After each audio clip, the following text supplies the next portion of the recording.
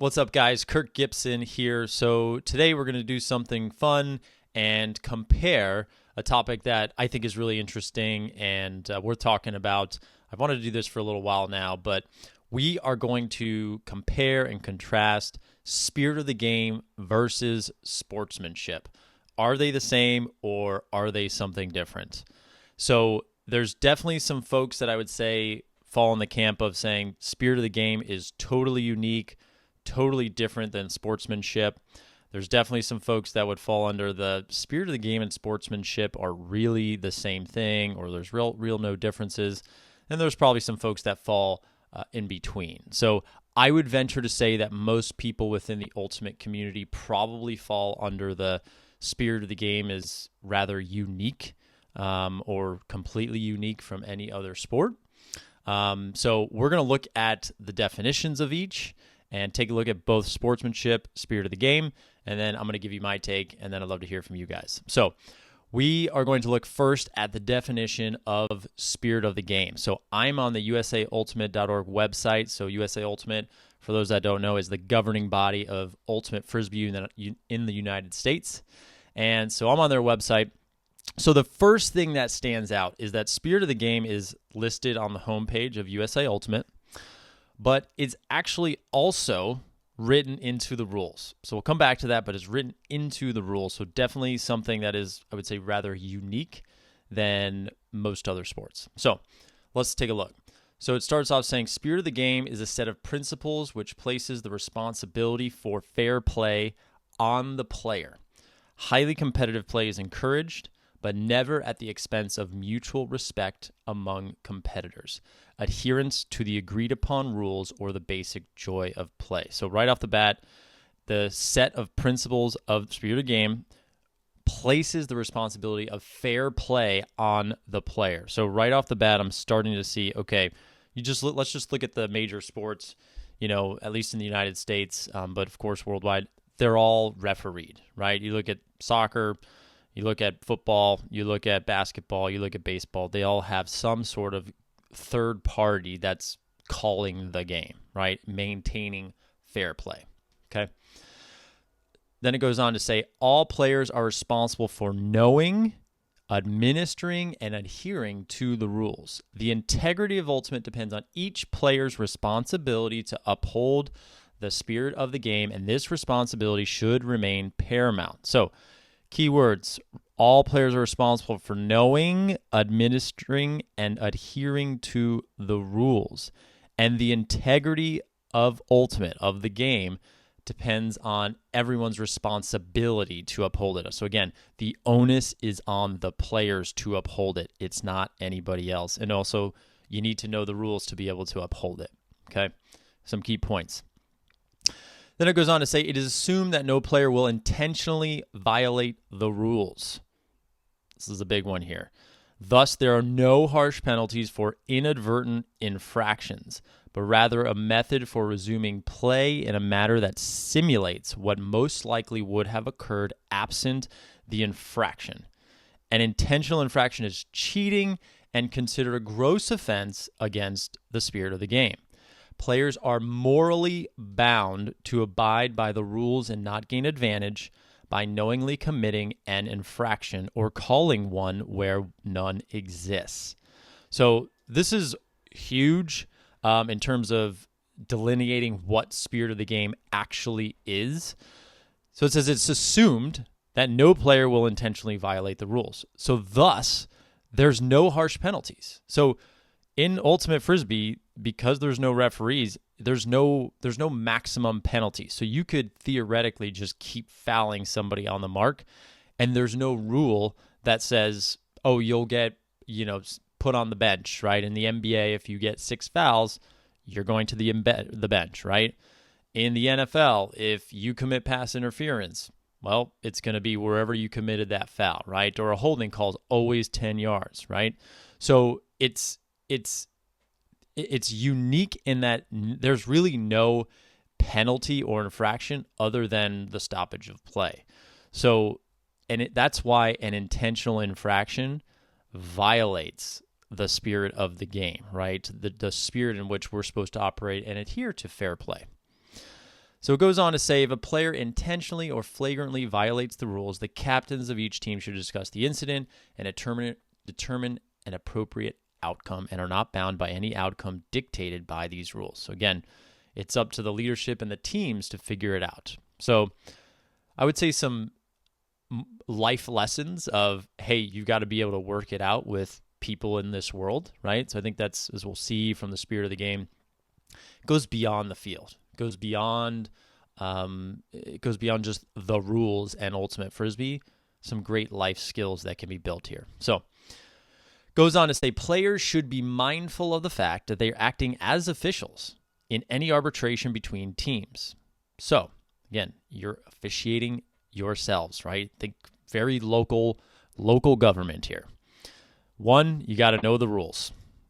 2, be fair-minded and objective. 3, be truthful. Oh, wouldn't it be great if everybody was fair-minded and objective and truthful 100% of the time? They must explain their viewpoint clearly and concisely. So, of course, we need to move quickly, but just be clear, move forward. Allow opponents a reasonable chance to speak. Don't be talking over them.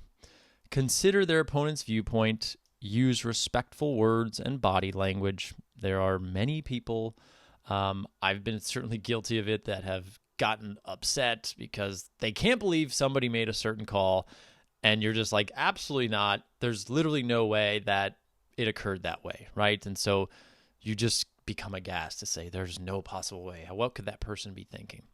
But that's really not how one should operate, because you're not always going to see eye to eye, and they may genuinely have had a different perspective, and you may have genuinely had a better perspective. They might not have seen it, so you want to kind of explain that to make sure they understand, because they may not.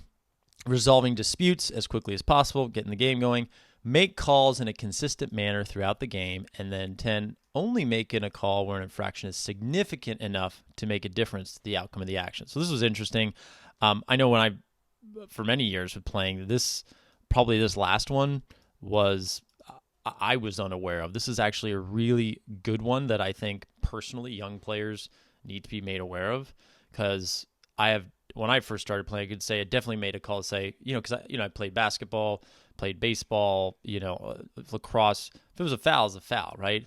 But if the difference didn't make an outcome of the action, so where my mind kind of goes is, if you threw it, but are you just drawing a foul? What are you doing here, right? So definitely some things to think about. Then it goes on to say, here are some examples of possible actions, to support spirit.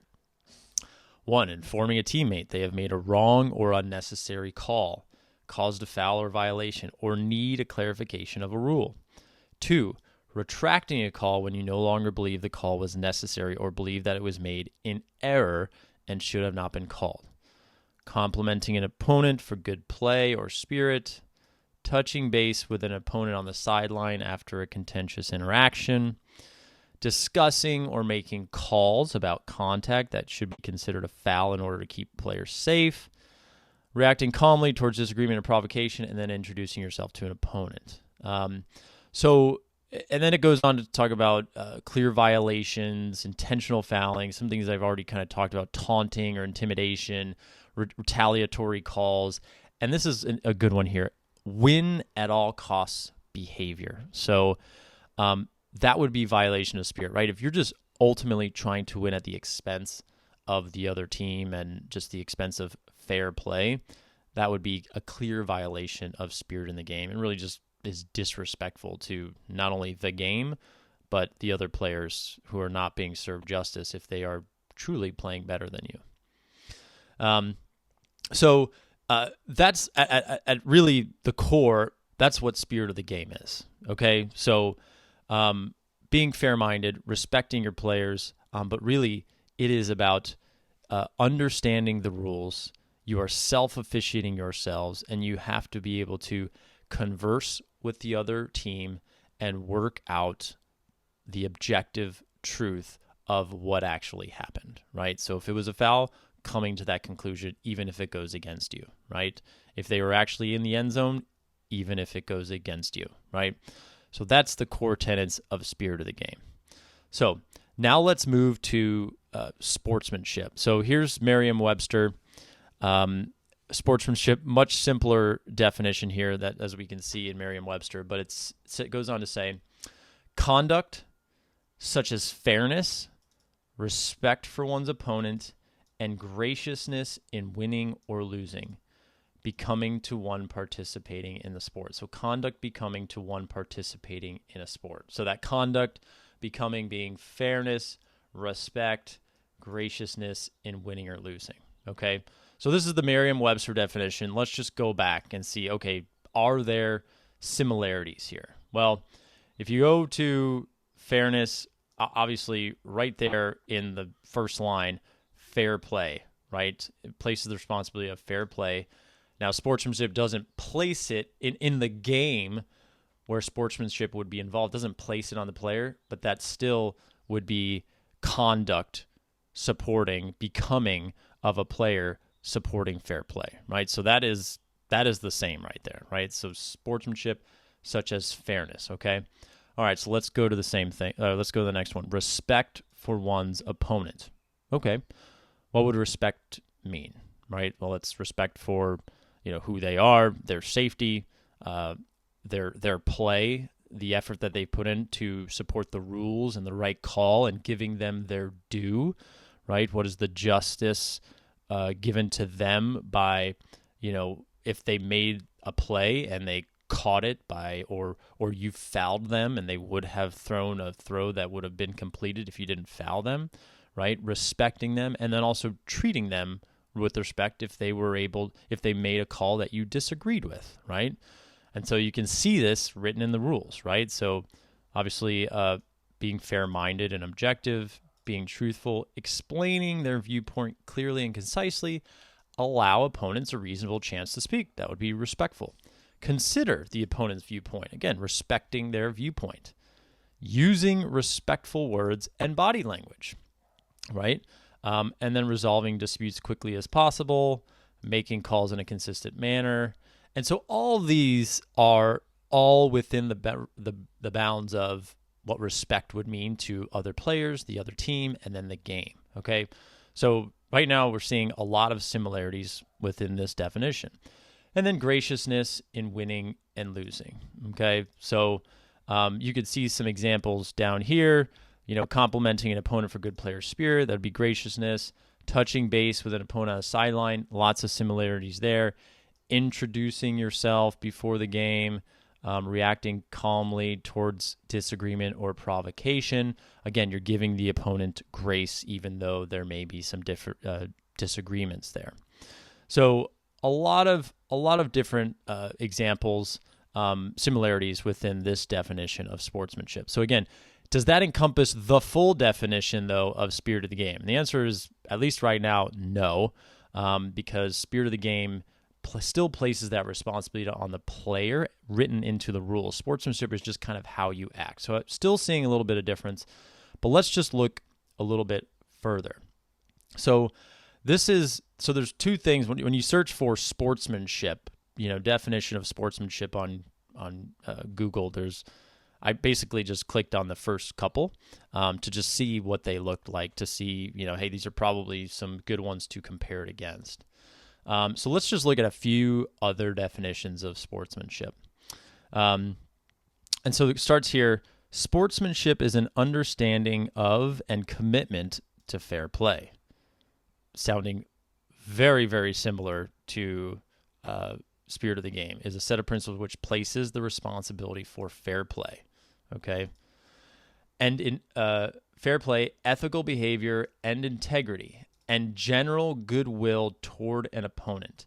It is an affirmation that an athlete is disciplined enough to have perspective, maintain poise, and do what is best for his or her teammates. Being able to make appropriate behavioral choices at the moment of truth and in a pressure situation will often reveal a player's character and his or her ability to be a good sport. Simply put, sportsmanship is a choice. So this is written by Brian Phelps, Fort Worth Country Day Director of Athletics a couple of years ago. That is a beautiful definition of sportsmanship, and frankly is to me, looks very, very similar to Spirit of the Game. So seeing a ton of similarities here. Respect, right? Ethical behavior, fair play, integrity, and then general goodwill towards an opponent. And then an affirmation that an athlete can be disciplined enough to maintain perspective, poise, and do what's best for his or her teammates. So you could argue that, hey, it's only towards the teammates, but not necessarily the opponents. But I would argue that this is a fair play, ethical behavior, goodwill towards an opponent is kind of encompassing all that are involved in the sport, in the game. And so a lot of good things to point out with here on this one. But I'm just going to go to another site here. This was one of the ones at the top of Google when I searched for, hey, what is sportsmanship? So this comes to us from Nemours Teens Health. And so just to kind of get right into it and see what their definition is, they would say good sportsmanship is when people who are playing, watching your sport treat each other with respect. This includes players, parents, coaches, and officials. So this website is centered towards educating teens and young folks about numerous different things just around health, but this one's about sport. So let's just look at some of these bullet points because I think, again, this explains a little bit more of what sportsmanship is and how it's explained kind of in the kind of how it is portrayed in public. So having a positive attitude, giving your best effort, shaking hands with the other team before and after the game. So we talked about graciousness before. Supports teammates by saying good shot or good try. Never criticize a teammate for trying. So here it talks about teammates. I think some people would argue Spirit of the Game is also a focus on the other team as well. So potentially some differences there, although I would argue that just because it doesn't say it here, that isn't what sportsmanship is, not excluding that in its definition. Accepting calls, don't argue with the officials. So also having graciousness, accepting the calls, don't just, losing your cool, all which, as we go back to the USA Ultimate Rules, fits right in. Treating the other team with respect and never tease or bully. So again, very, very important around respect, following the rules of the game. That goes back to the first line of right here, the Spirit of the Game, know the rules, right? So understanding the rules. Help another player up who has fallen. Take pride in winning, but don't rub it in. Accept a loss without winning or making excuses. By being a good sport, you learn respect for others and self-control. These skills can help you manage many other parts of your life. They're also key to becoming a mature, respectful, and successful adult. So again, this is kind of portrayed, dedicated, centered around teaching teens, but at the end of the day, great definition of sportsmanship. So definitely a lot of similarities, right? So I think there may be some that would say, oh, well, there's definitely still some differences. So here's what I would say. So a lot of similarities around integrity, respect, self-discipline and control, graciousness towards your opponent, and, just conflict resolution, things both centered around your own team, but then the opposing team as well, right? So what's the difference, right? What's the difference here? Well, to help maybe take this one step further, what I'm going to do is actually take us to the AUDL rule book. And the AUDL is the American Ultimate Disc League. It's the semi-professional Ultimate Frisbee League that started about 10 years ago. And so what they have is two things. So they've got what's called an integrity rule, and then at the beginning of their rule book, they have I'll find it right here, the player responsibility code, which I'm going to read because I think it kind of, the AUDL, what it does is, so in the top level of Club Ultimate, the USA Ultimate, they have observers. So they don't maintain, they only kind of come in when there's a disagreement among players and they can't come to a conclusion. In the AUDL, the semi-professional league, there are referees, right? And so there's a few differences, which we'll get into. But the Club Ultimate League, the players, as you saw in the rules, are responsible for officiating. The AUDL, there are referees that are responsible for maintaining the integrity of the game. So we'll get into that here in a sec, but I want to show what the player responsibility is in the preface of the rules for the AUDL. So the AUDL promotes highly competitive ultimate and is committed to protecting the values of integrity and sportsmanship long associated with the game. So this is a key line here. So long associated with the game. So the AUDL is a semi-professional, really the highest level from a kind of professional level, and talks about sportsmanship and integrity long associated with the game. Doesn't mention anything about spirit. They just talk about integrity and sportsmanship. So I would argue that they are using the values of integrity and sportsmanship in place of spirit and basically associating them with them synonymously with spirit of the game, because spirit of the game has long been associated with the core of Ultimate Frisbee and how it makes it different from other sports, or at least that's what USA Ultimate and the governing body, both domestically and internationally, have marketed it as such. And so it goes on to say the AUDL showcases the sport's top athletes performing at their top level. We expect our players to respect the sport, each other, the rules, and safety. There's no room in our sport for reckless play, cheating, or other win-at-all-costs behavior. So I'm going to go back to the spirit of the game definition on USA Ultimate, and it talks about winning at all cost behavior. Clear violations of spirit of the game must be avoided by all participants, right? So similarly, pointing them out, the AUDL is referring to them as integrity and sportsmanship. USA Ultimate referring to them as spirit, referring to it, kind of things that are contrary to spirit of the game as win at all costs behavior. And then in the AUDL is the 1.1.2 goes on to say ultimate is a sport that relies upon integrity and an adherence to the rules. Players are expected to know and follow the rules at all times. So the AUDL came after USA Ultimate, so they definitely pulled from what, the sport of Ultimate Frisbee that had been governed by spirit of the game. They pulled, those values, kind of what spirit of the game actually is, into this and kept it. And, for those that have played in both, there are men that have played in both leagues. And I would say the game is essentially the same. There are rule differences, but as far as the spirit or the integrity and sportsmanship in which the game is governed, those are the same. And so I'm going to point out to one piece, if you go down to a rule that is frankly an awesome rule that makes AUDL and really kind of takes the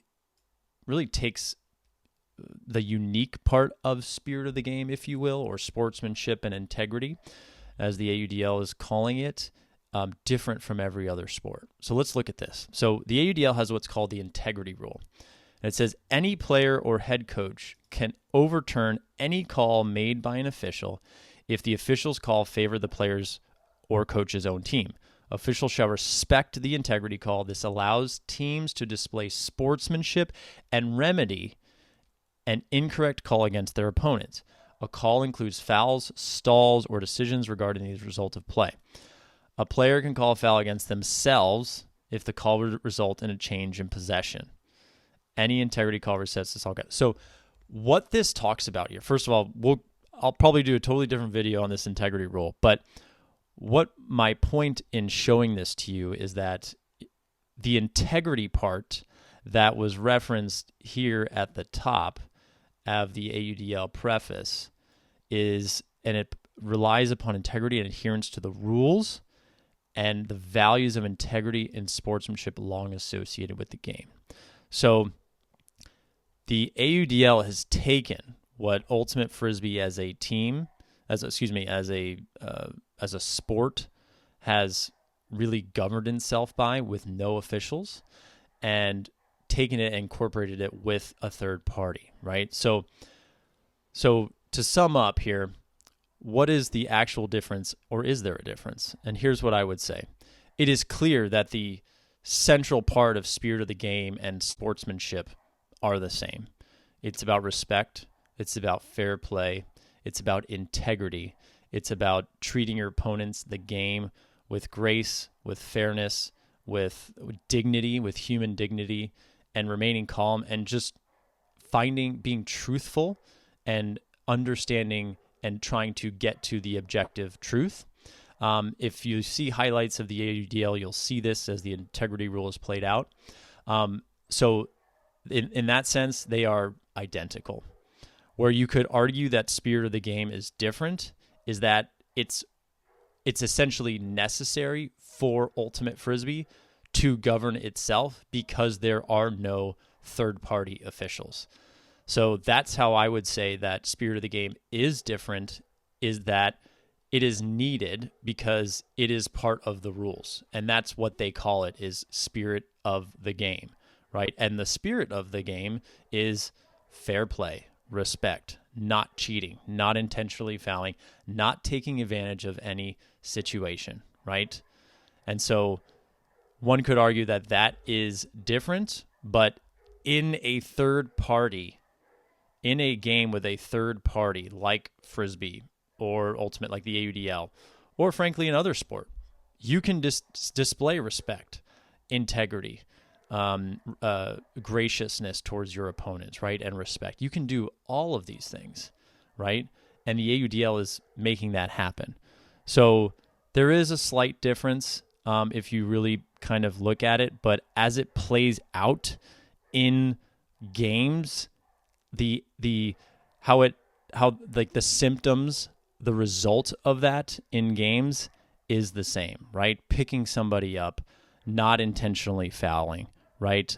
That result is the same. So hope you guys enjoyed this video. If you got any comments or thoughts, I would love to hear your thoughts on the differences or the similarities. If you think spirit of the game and sportsmanship are the same, or if you think they're different, we'd love to hear them in the comments.